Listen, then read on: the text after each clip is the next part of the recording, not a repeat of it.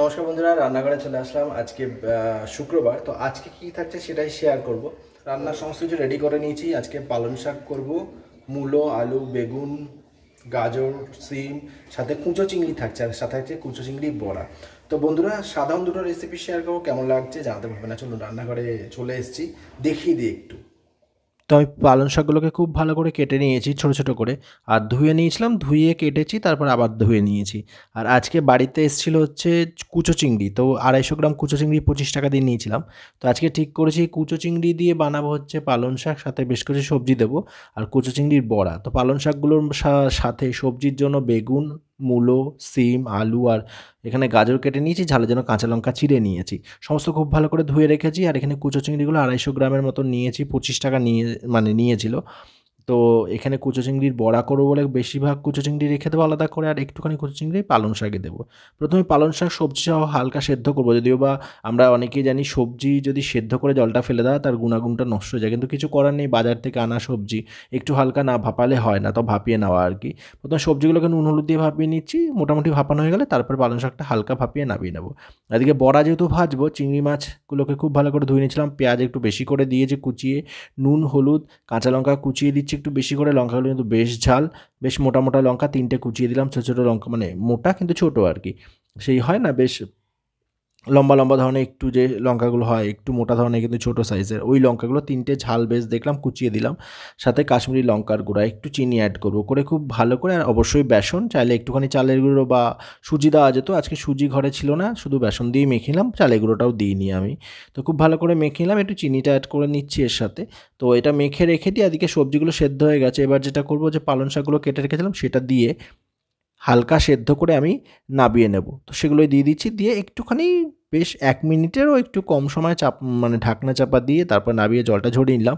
প্রথমে পালং শাকটা করবো, তেলের মধ্যে বড়ি ভেজে নিচ্ছি, একটু বড়িটা পরিমাণে একটু বেশি দিচ্ছি, বড়িটা আমরা খাই বেশ, মানে বড়িটা বেশ কিছু রান্নায় আমরা ব্যবহার করি, আর বড়িটা বেশ স্বাদ আছে, যেহেতু বাড়িতে বানানো বড়ি, আমি বানাইনি, আমাদের বাড়ি এক কাকু আসেন, এর আগের ভিডিওগুলোতে আমি বলেইছিলাম, ওই কাকুর কাছ থেকে নেওয়া খুব ভালো বড়িগুলো আর কি।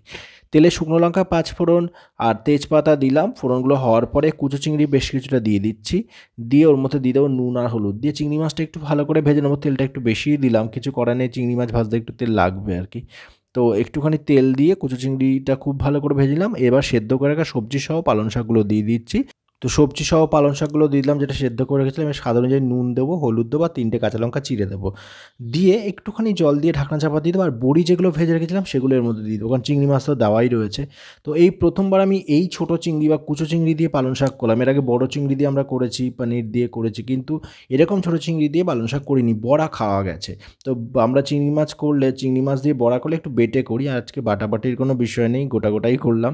তো মোটামুটিভাবে এটা যেহেতু সেদ্ধ করা, খুব একটা সময় লাগবে না।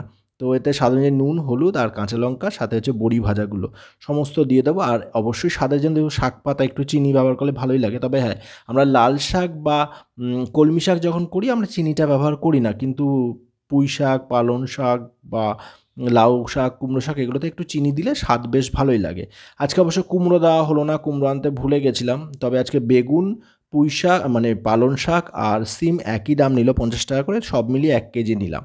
তো এই কথা বলতে বলতে কুমড়োর কথা ভুলে গেছিলাম। তো যাই হোক, এটা হয়ে গেছে। আর একটা ভাজা মশলা এর মধ্যে আমি অ্যাড করেছি, মধ্যে আদা, জিরে, ধনে, এগুলো সমস্ত গুঁড়ো করে দেওয়া ছিল, ভেজে রেখেছিলাম মশলাটা গতকাল রাত্রেই আর কি। তো তার থেকে কিছুটা দিলাম, স্বাদ যাতে ভালো লাগে। তো হয়ে গেছে, নামিয়ে নিলাম। ওই কড়াটাই ধুয়ে খুব ভালো করে একটু বেশি করেই তেল দিলাম। এবার যেটা ভাজবো চিংড়ি মাছের বড়াগুলো। তো চিংড়ি মাছের বড়াটা কিন্তু বন্ধুরা দারুণ হয়েছিল, আমি অনেক বছর পরেই চিংড়ি মাছের বড়া খেলাম। তো আমি চিংড়ি মাছটা খুব একটা খাই না তা না, পছন্দ করি, কিন্তু খুব একটা পছন্দ করার বিষয় নেই, আমি যতটা পারি কম চিংড়ি মাছটা খাই। কিন্তু আজকে মা যেহেতু বললো, বাড়িতেও এসেছিলো, মনে হলো অনেক দিন ধরে করবো করবো, হচ্ছে না, তো একদিন বড়া করে খেয়েই দেখি। আর যেমন ভাবনা তেমন কাজ, আজকে পালং শাকের সাথে চিংড়ি মাছের বড়াও করে ফেললাম।